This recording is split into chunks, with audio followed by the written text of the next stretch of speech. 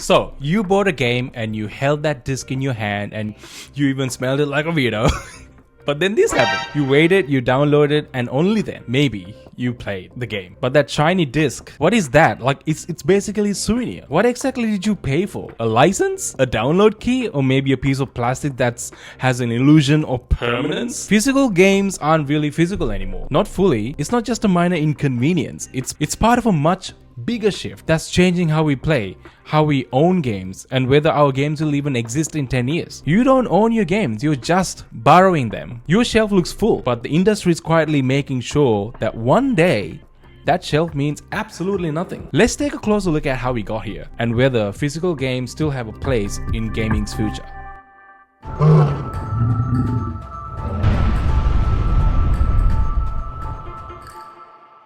Alright, quick question.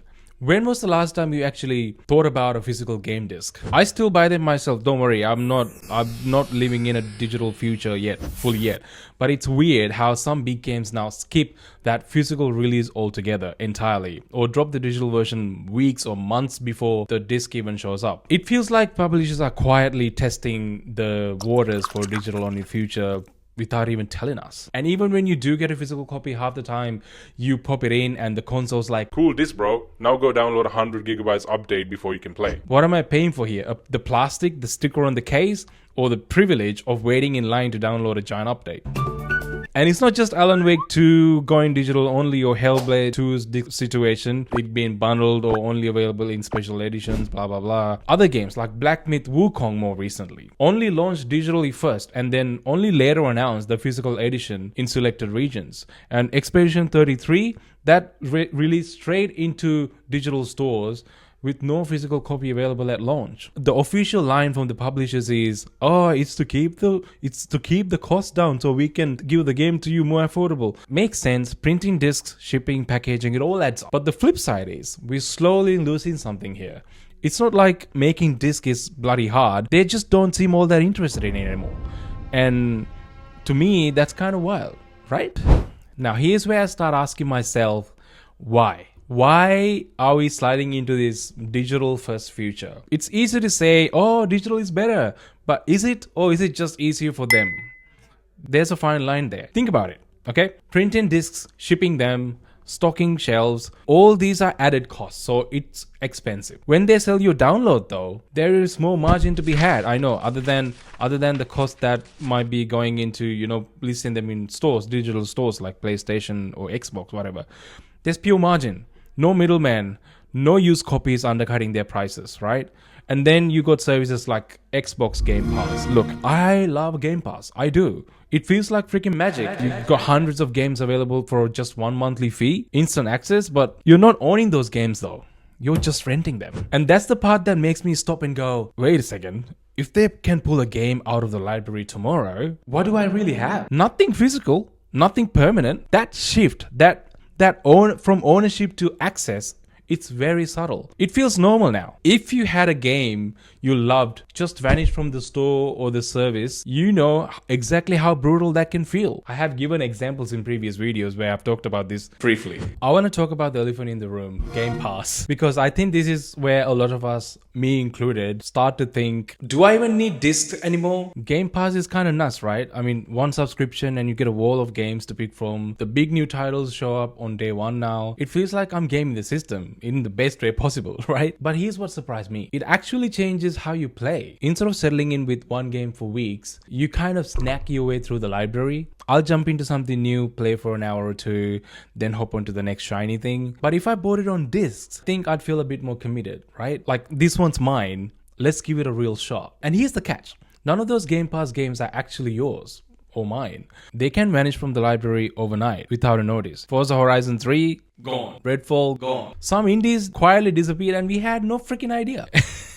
It's easy to forget. It's very, very easy to forget that your digital library isn't locked in, even though you played it and added it to your library. There's nothing on a shelf to fall back on when something gets pulled. That's when you start to wonder, who's really in control of your collection? Alright, we need to zoom out for a second and really look at what's going on, because this isn't just about subscription services like Xbox Game Pass or PlayStation Plus Extra. This goes for digital purchases in general. When you buy a digital game, you're not really buying them, you're actually buying a license that works as long as the servers stay up and the store lists them and nothing changes behind the scenes, right? Which, let's be real, if you really think about it, it's about as reassuring as you going and buying a car and being told that you can use it until the manufacturer tells you no, you can't. The funny thing is, games do get pulled, like Forza Horizon 3 just vanishing because the music license expired. Or remember the PT Silent Hill demo that came out on PlayStation and blew up, and then it just vanished, and people ended up selling PS4s that had the game demo installed for thousands of dollars? Crazy times. If those were discs sitting on your shelf, you still have them, and you could still pop them in and play whenever you want. But with digital,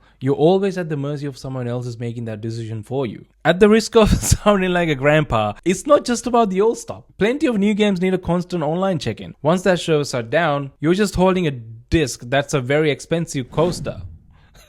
It's weird, right? We grew up thinking, okay, if I buy, I own this. But the way games work now, that's not really true anymore, is it? And that's why this conversation about physical games really do matter. It's not about hoarding plastic cases. It's about having something that's actually lasts, something that doesn't just vanish because someone somewhere decided to flick a switch. We've just been talking about ownership of games, but let's talk about something a bit more emotional. What we actually losing when physical games disappear. There's a whole experience that came with buying a physical game. The packaging, the cover art, opening the case, the manual. Oh my god, the manual. If you're old enough to remember, I feel so old talking about it, but it's just the ritual of it all. For a lot of us, that stuff really meant something, man. It wasn't just about a disc. It was the memory that was attached to it. I can still picture exactly where I was when I bought certain games, where I was, what the box looked like, what store I was in. Crazy. Those were memories. Now, you just click download, and by the time it installs, you already moved on to checking your emails or your Twitter or other social media or whatnot. And then there's this whole preservation side of it, which I've extensively touched on in my previous video, so I'm not going to get into it. Physical games are a record of a moment in time. You can still go find a Super Nintendo cartridge or a PlayStation 2 disc and play it with no updates, no DRM, just the game as it was. But digital only releases, once they're gone, that's it. If nobody archives them or if the servers go offline, they just vanish. Not just for you, but for everyone. That's a whole chunk of gaming history just erased. And I get it. Most people don't think about this stuff. But years from now, when someone wants to revisit the games that they want to play, they just gone. And that's going to matter at some point. And by then, it might be too late. Okay, so here's the thing. I don't think this is as simple as physical versus digital fight. It doesn't have to be all or nothing. Which actually brings me to something that I've been wondering. I sometimes ask myself, do we really have to pick one over the other? Because I feel like there could be some middle ground here, right? If you really think about it, digital does have some real bloody good advantages, like instant access, no shipping, no clutter, no moment where you realize the disc is in another case, or worse, you left it in someone else's console, if you're like me. Oh man, I feel so old. Think about this. If you've grown up buying discs, especially for single player games, you know how valuable that disc can be. You finish the game, you hand it to a mate, or you trade it in to shave a bit of your next purchase. It's like recycling but for your wallet. With digital only releases, that whole loop disappears though. There's nothing to lend, there's nothing to trade in. Once you pay the full price, that's it, you're locked in. It's like buying a sandwich you can never share. My sandwich! Or get your money back later, even if you hated the sandwich. I know it's a bad analogy, but you know what I'm talking about. And for the average gamer, that is a massive hit, right? Because it means fewer ways to share your hobby with a mate, or fewer ways to make your money go further for your game purchases. I remember back in the day when PS4 released and Xbox One had this massive mess up with Xbox game sharing, PlayStation made fun of them by releasing this like short video where the head of Sony, I think head of PlayStation, or sharing a literal physical copy of a game with someone else, saying that you can share your games. They made a big deal about it. It was funny at the time. But now, fast forward to PS5 and Xbox Series X era, feels like this feature is slowly slipping away.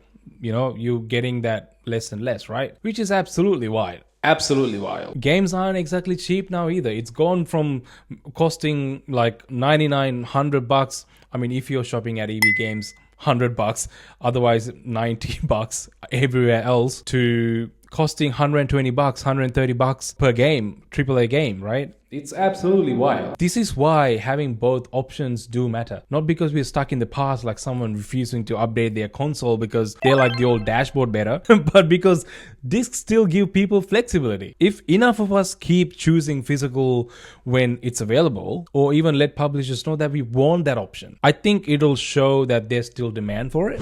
At the end of the day, digital is not going anywhere. That is totally fine. I'm not against digital at all. But keeping physical copies alive means we get to keep those little freedoms like sharing, trading, and actually owning what we pay for. And that's really what this is all coming down to.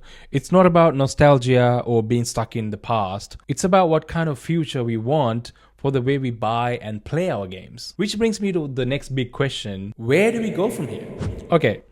Here's the real takeaway. The way we buy and play games is absolutely shifting. There's nothing we can do about it. That's what it feels like. Ultimately, we are all part of that change. Even though digital make life easier, no doubt about that, value of physical copies goes beyond just owning something tangible. It's about freedom, like I mentioned before. If you stuck around this long, you obviously care about gaming on your own terms. So here's the deal. Every time you choose a physical copy, you're standing up for all of us who wants to keep these options open, not just now, but also down the line. That shows you care about the future of gaming. That kind of awareness and action can make a real difference. And I think that kind of message is absolutely important because it tells the publishers and the whole industry our choice as gamers matter and we want to keep them. At the end of the day, this isn't just about discs or downloads. It's about preserving what makes gaming feel like gaming. The freedom, the community, the ownership.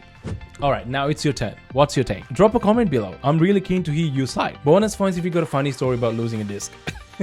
Thank you for sticking around, and if this got you thinking or just reminded you to check your game cases once in a while, please drop a like and subscribe to the channel. I really bloody appreciate it. I love you for doing that, and you're an absolute legend. If you want to hear more about my take on game preservation and this whole stop killing games movement, I actually have a dedicated video right here that might be popping up, or right here. Check that out and drop your comments and let me know what you guys think. Here's to enjoying games however you play. It doesn't matter.